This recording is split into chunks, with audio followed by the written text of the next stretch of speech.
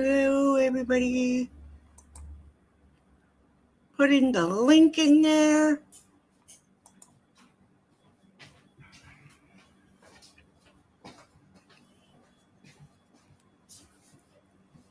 Hello, Bama. Good to see you. Lily, good to see you. Thank you, sis, for sharing the live stream out. I know I'm a little early, but that's okay.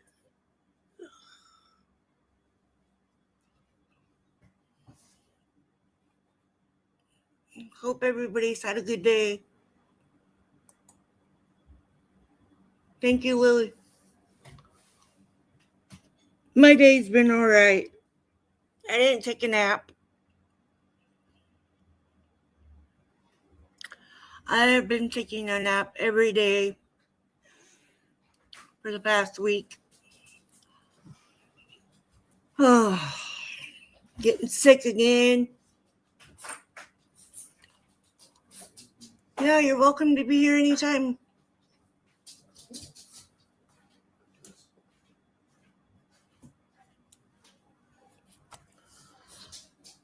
So, anyway,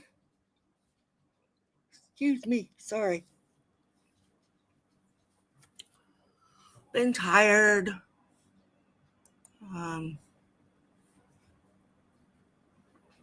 Work is okay. Long days. 10-hour shifts. But it's all good. I only work on the weekends, so. It's the time I have my car.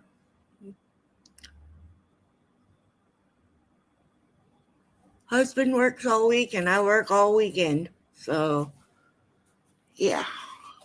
Anyways, I'll wait a couple minutes and let other people come in and then get the meeting started. Hello, Facebook. Y'all over there. Half the time nobody comes in, but it's okay. I still do the live stream anyway.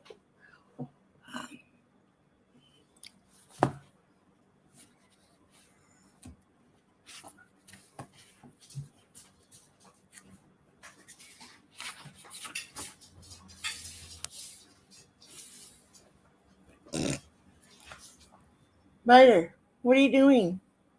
Come here. Begging. He's like, wait, Mom's not eating. I suckered you. I suckered ya. Yeah. Okay, hi, everybody. This is Ryder. He is my 3-year-old Boston Terrier. He's a good dog. He is finally playing now. And chewing his toys, which is great. We've had him for 3 months. I think 3 months now.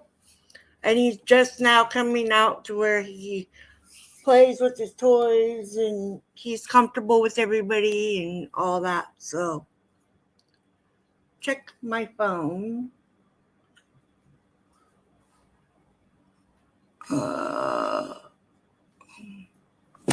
Hold on, Facebook.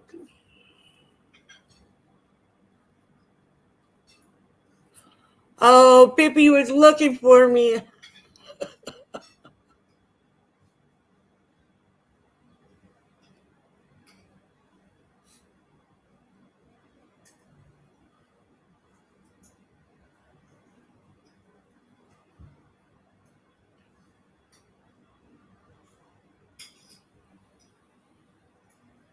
Anyways.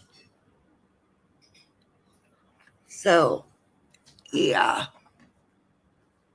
There we go. Excuse me. So I am still not feeling 100%. I feel better, except for this cough is getting on my nerves. And today it was worse. But I'm still sober, and that's all that matters.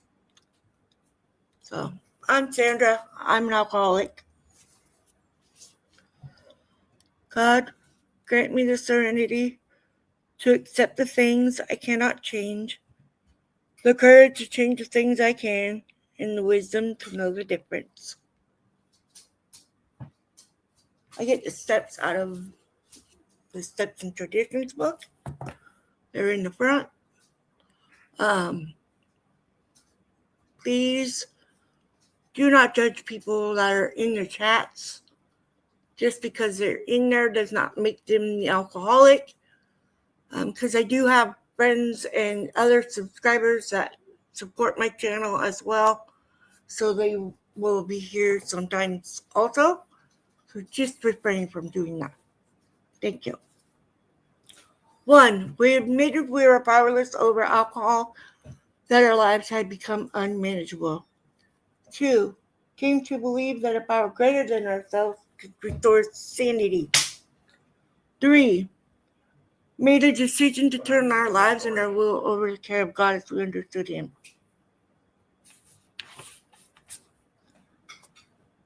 The writer is begging. 4. Made a searching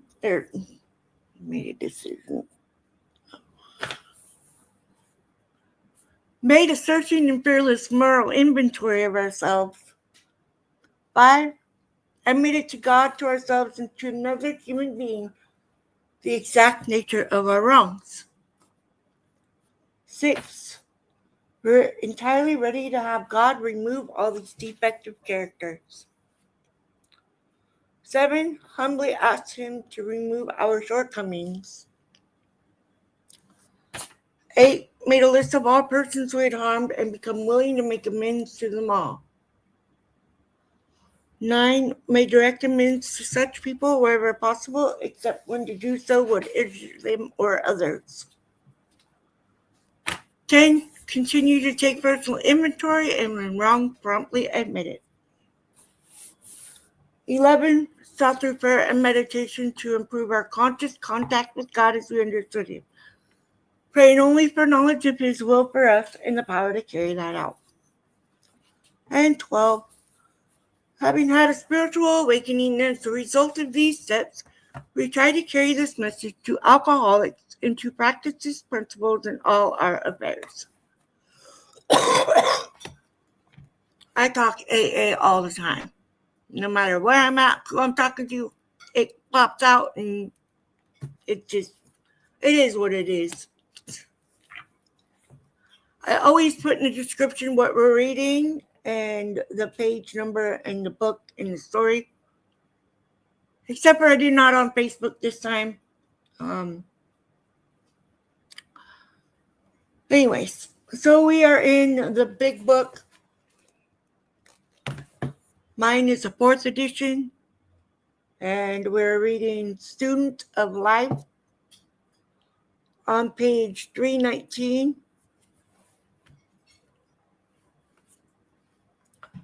Student of Life. Living at home with her parents. With our parents, she tried using willpower to beat the obsession to drink. But it wasn't until she met another alcoholic and went to an AA meeting that sobriety took hold. I started drinking at age 18, rather a late bloomer by today's standards, but after I started, the disease of alcoholism hit me with a vengeance and made up for lost time.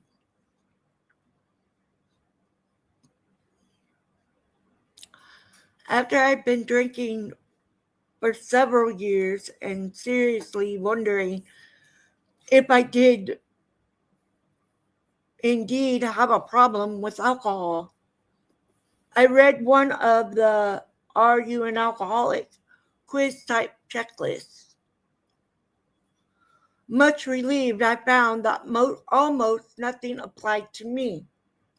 I had never lost a job, a spouse, children, or any material possessions through alcohol. The fact that my drinking hadn't allowed me to gain any of those things crossed my mind only after I came into AA.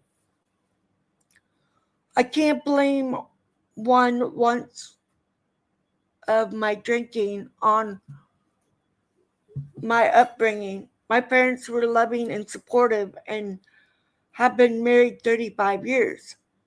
No one else in my family exhibits alcoholic drinking or alcoholic behavior.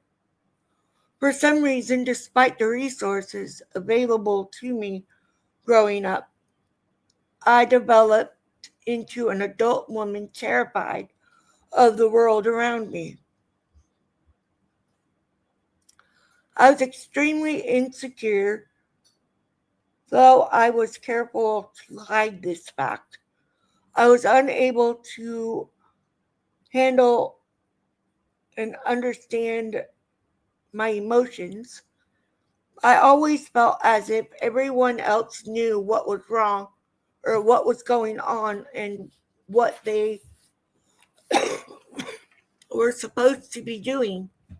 And my life was the only one that was delivered without an instruction book.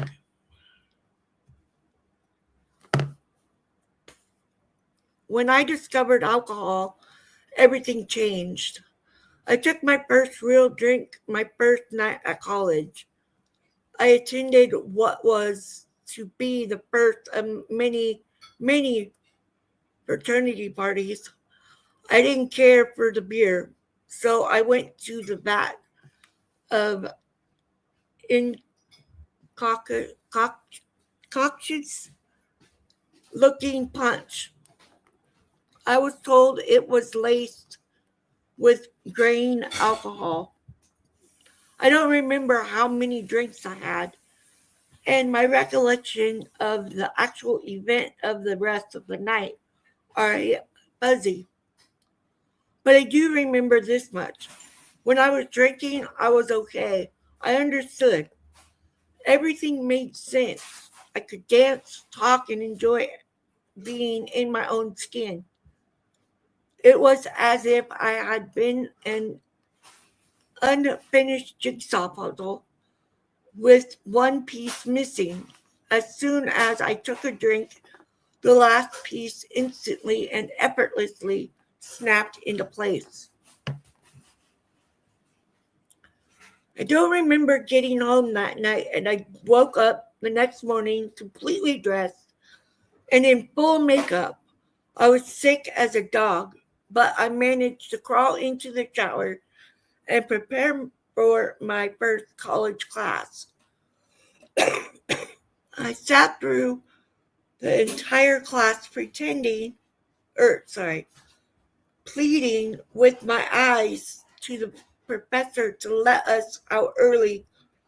He kept us to the bell, and when it rang, I flew into the women's room, crashed into the first stall, and or threw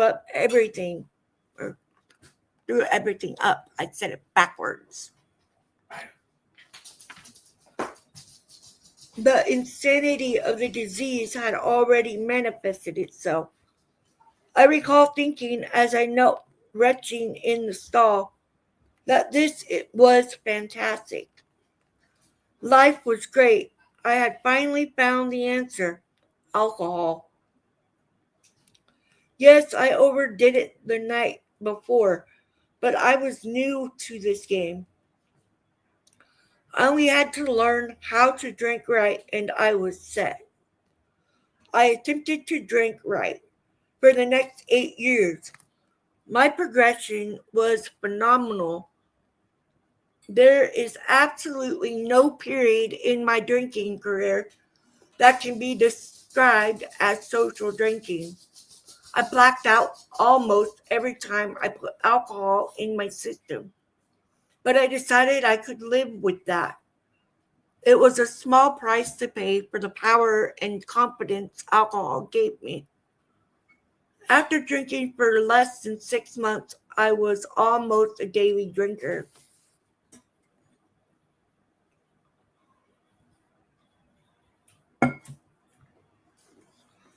I wound up on academic probation.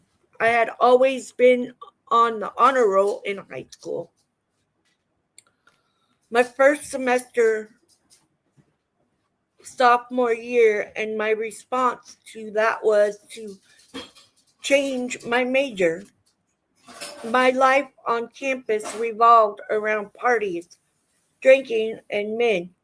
I surrounded myself with people who drank as I did. Even though several people had already expressed their concern over my drinking, I rationalized that I was only doing what every other red blooded college student did.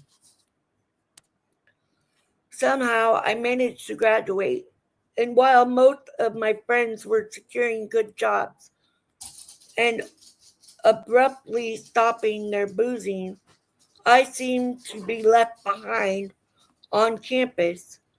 I had resolved that I, too, who would know or would now settle down and drink properly, but to my frustration, I found I could not do so.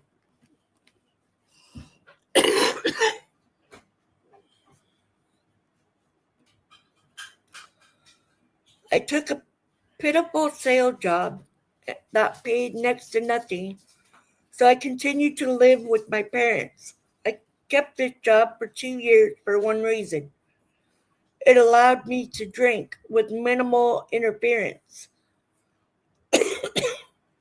My pattern was to pick up a fifth of whiskey somewhere during my round of appointments and keep it under the car seat with me. When I got home in the evening, I drank at least half the fifth in front of the television set and watched reruns until I passed out. I did this every night by myself for almost 2 years. I had become a daily isolated drinker and was starting to get a little nervous.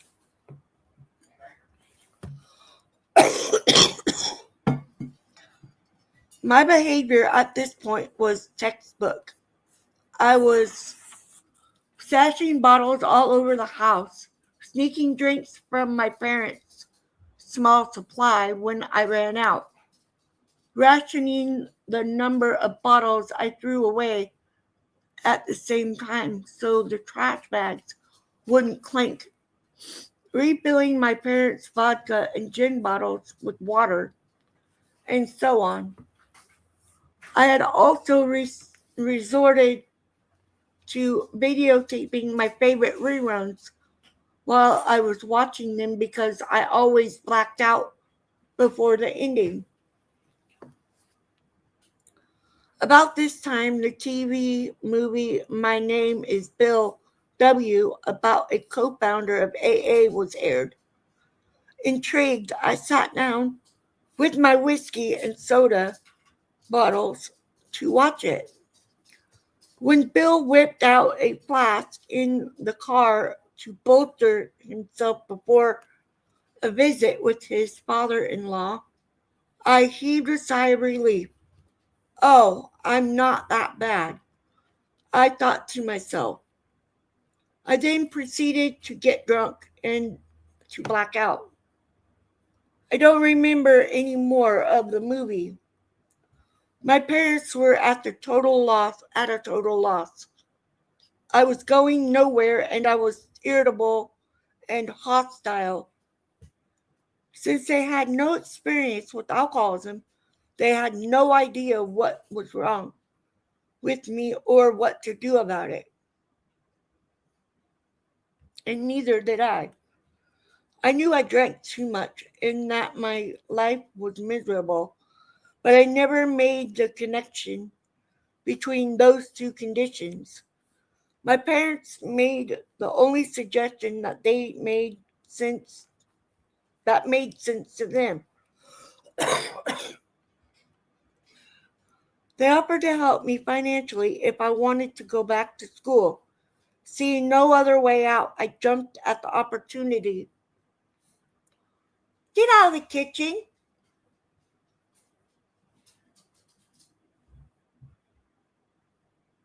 Out, you're eating garbage. I spent 2 years in graduate school, 750 miles from home. I can honestly say I know why they call it a geographical cure. For about 9 months, I was able to cut my drinking down sharply. I still drank almost every day, but not to the point of my usual stupors. And I didn't black out very often. I was able to concentrate on my schoolwork that first year and made lots of friends. However, geographical cures are only temporary. Mine lasted a little less than a year. After about 10 months or so, I slowly started to slide back into my old patterns. Steadily, I worked my way back to the same quantities of whiskey I drank at home, and the blackouts returned. My grades started to drop, and my friends started to wonder. I even began watching reruns again. I had brought my homemade videotapes with me to school. Fortunately, I managed to graduate, but I had gone nowhere. After graduation, I returned to my parents' house, as I had been unsuccessful in securing a job. I was back. I was back in my old bedroom, back to the same routine of drinking every evening until I passed out. And it was getting worse. I was starting earlier and earlier and consuming more and more liquor. I had no job, no friends. I saw no one but my parents. I was beyond frustration at this point. Hadn't I done everything that was expected of me? Hadn't I graduated from college and gone on to earn a master's degree? I had never gone to jail, crashed any cars, or got into trouble like a real alcoholic would. When I was working, I never missed a day because of drinking. I never ran myself into debt, nor had I abused a spouse or children. Sure, I drank a lot, but I didn't have a problem. How could I when I hadn't done any of the things that prove you're an alcoholic? So, what was the problem? All I really wanted was a decent job so I could be independent and productive. I could not understand why life just wouldn't cut me a break. I did odd projects around the house for my parents to earn my keep until I took a job for a local entrepreneur. This job did not offer much opportunity for advancement, nor did it pay very well, but it got me out of the house and it was challenging in many ways.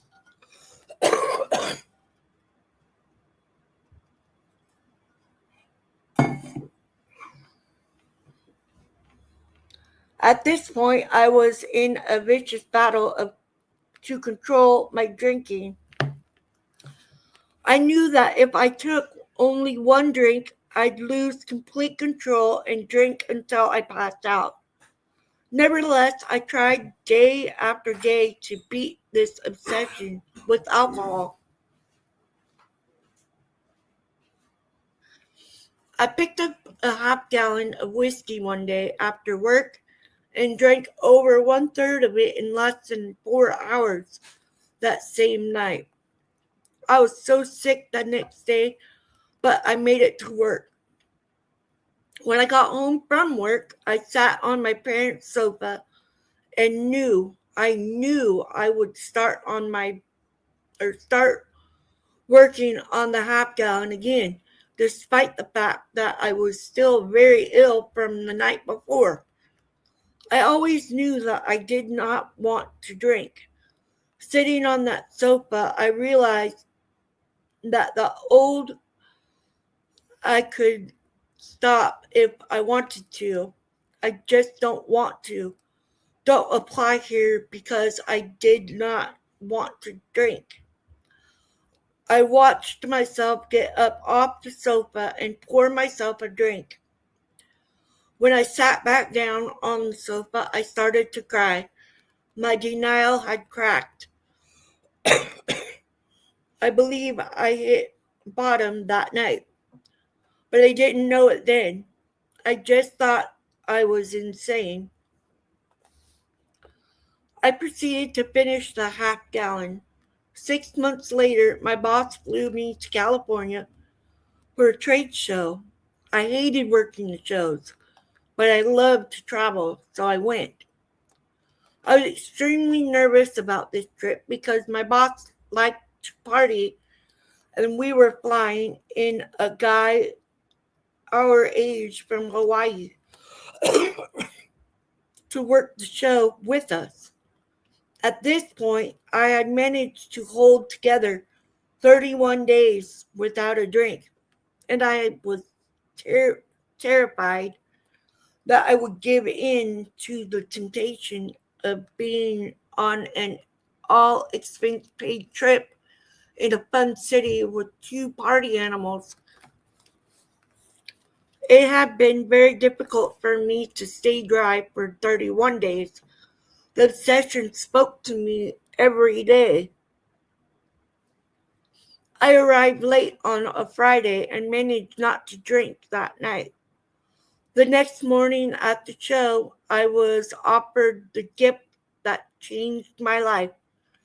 Our Hawaiian sales rep seemed frustrated.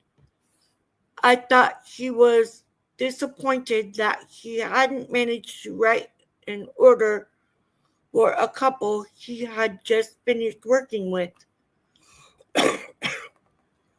I went over to console him. He said no, his mood had nothing to do with the couple. Instead, he explained that just this week he had lost his girlfriend, dropped out of school, lost his apartment, and also lost his full-time job. He added, I'm an alcoholic. I've been sober for a year and a half, except I just drank again this past week. I'm a mess about it. At that very instant, I heard one word in my head. The word was. Now. I knew it. I knew it meant say something now. To my amazement, I spoke the words, Mike, I think I'm one too. Mike's mood instantly changed. I recognized now it was hope. We started talking. Among other things, I told him I hadn't had a drink for about a month, but didn't go to AA. When he asked why I had avoided AA, I told him it was because I didn't think I had hit bottom.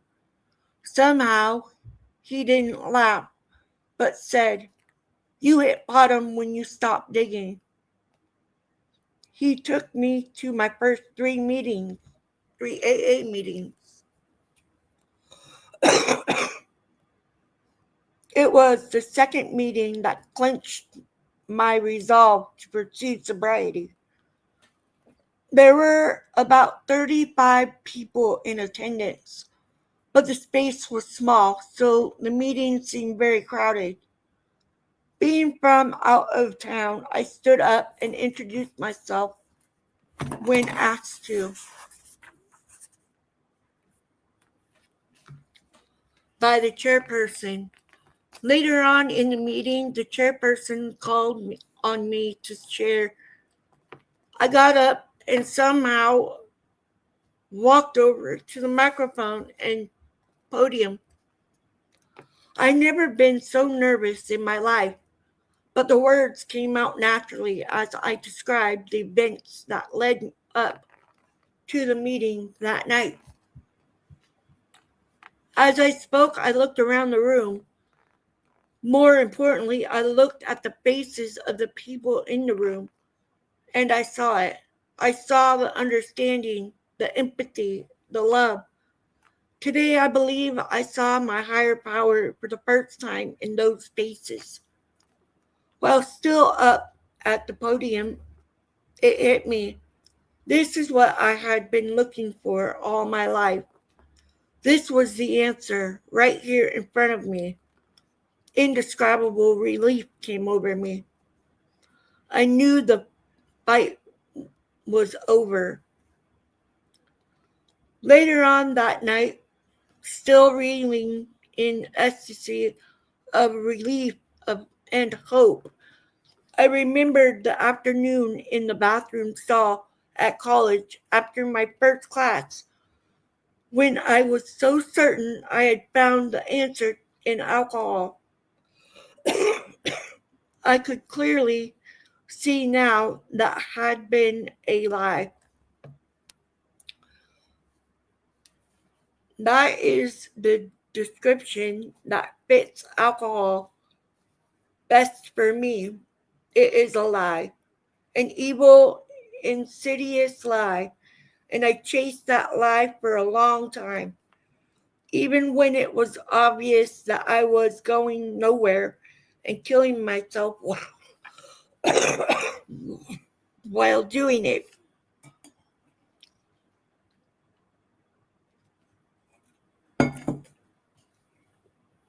At that AA meeting, when I looked out over all those faces, I finally saw the truth. When I returned home, I threw myself into AA. I did 90 meetings in 90 days, got a sponsor, and joined a home group. I did everything that was suggested. I made coffee, took commitments, and got involved with service. I rode the roller coaster of early sobriety. Every second was worth it to get where I am today. It is very important to my recovery to study and work the steps. To this day, I still make at least 2-step meetings a week. I have a sponsor who guides me through the steps gently but firmly, with a sure-handedness I hope I am able to emulate with the 2 women I now sponsor.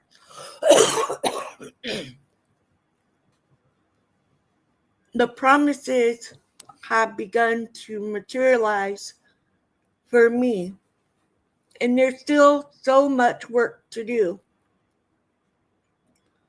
It is almost impossible to adequately describe how much the program has given me, even in just these 6 short years.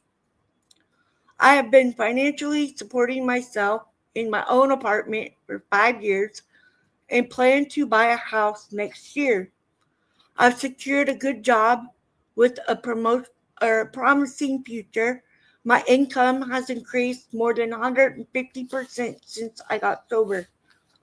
But just as material losses are not necessary to indicate alcoholism, material gains are not the true indication of sobriety. The real rewards aren't aren't material in nature. I have friends now because I know how to be a friend.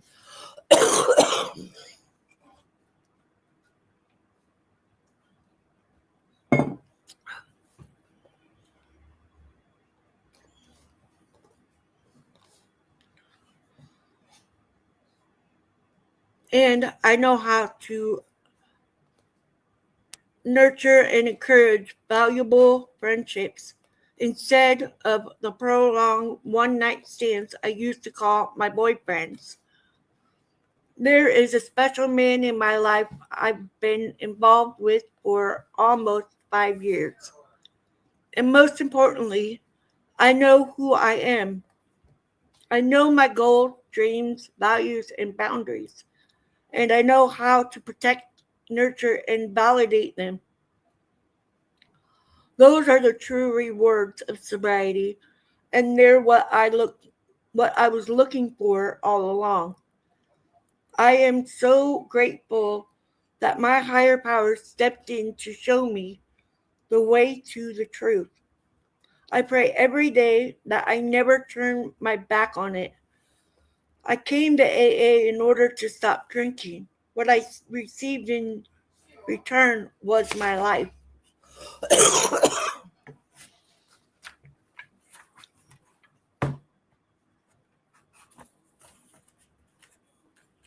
Me, I knew I was going to end up being an alcoholic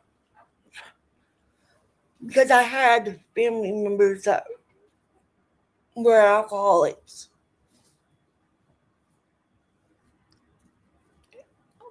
But just like her, I got sober before I found AA. Twice. No. Yeah, I got sober twice before I found AA. But the second time I got sober and then I found AA, my sponsor always said, you're going to come to an aha moment when it just clicked. And I tell you, when they tell you that the weight comes off your shoulders, it's no joke. Because I felt like I had everything riding on me because I was this person that I didn't want to be. But I didn't know how to get rid of that, how to change from being that person. And then when I found AA, it was thanks to a friend of mine. I've been a friend since I was 16 years old. He says, why don't you meet me at an AA meeting? And I was like, it ain't going to hurt me, right? So I went and I kept going. And when I was in the throes of my drinking, I was a daily drinker and I was a binger. I would go 2 or 3 days with no alcohol and then it would hit. I gotta have it. But then I'd drink for days on end. And I didn't know how to just walk away and leave it. If it was there, I was drinking it. Didn't matter where I was. For a long time, my dad would put his Jack Daniels up. He doesn't drink all the time. But I was. And when I first got sober, I was staying in their driveway in my trailer. Well, I guess I was sober for like 2 or 3 months before I came back. And I was in their driveway, and that's when my friends meet me at an AA meeting. And so while I was there in their driveway, my dad would lock up his liquor because I would drink it if I found it. That's what they thought, anyways. But once I finally was able to go an amount of time sober, and they could see the changes in me as I was getting into my AA every day and preaching it to them as I was learning it. Everybody could realize at that point that I was changing. I was changing to who I was supposed to be, not the alcoholic part of myself. Because that part of me is never going to be completely gone. Because I remember almost everything from those days.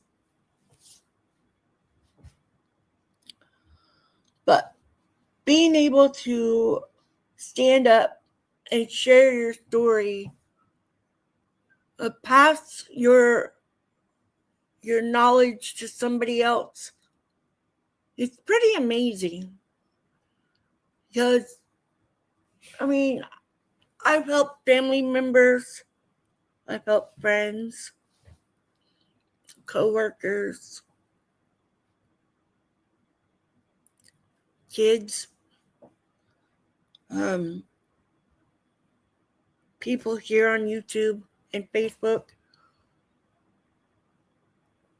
But without having AA, I don't think I would be sitting here doing an AA meeting on YouTube and Facebook live streaming.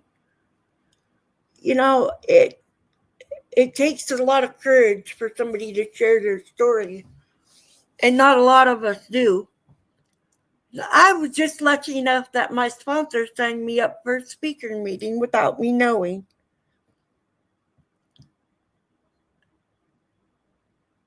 And I did the 10 minutes. I talked. And that was the first time I really talked to anybody about any of my story besides what they already knew. And that was that I was a camp host up on the mountain. And that I was trying to not go back to drinking. And here I am 11 years later, still sober, still going, doing my own meetings. But I also have those friends that I rely upon to help me get sober in that meeting. They're still my friends that I can call on and say, I'm having a struggle right now and I need your help. Somebody will answer their phone. Most of the time, my sponsor will, unless if she's extremely busy. And if that don't work, I have my sister who is on the trek right behind me. She is going to be 11 years in July.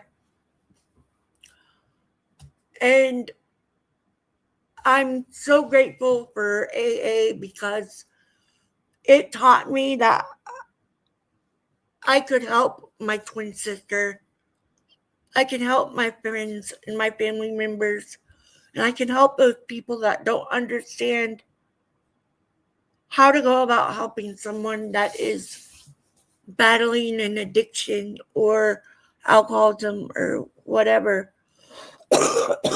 Because it can be complicated. And not everybody gets it. Not everybody is able to stay with it. But it's why I do what I do here. Help others to reach sobriety and know that they're not alone. They're not the only alcoholic out there that suffers. Just as I know I'm not the only recovering alcoholic trying to help those who are still suffering. And I think those rooms and those people that helped me on my sobriety, I love them all. But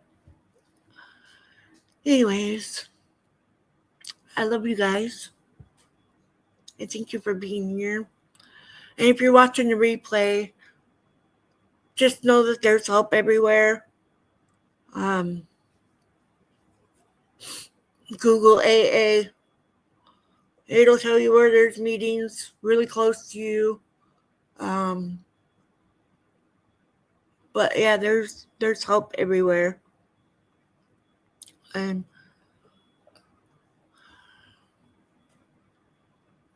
this program truly works.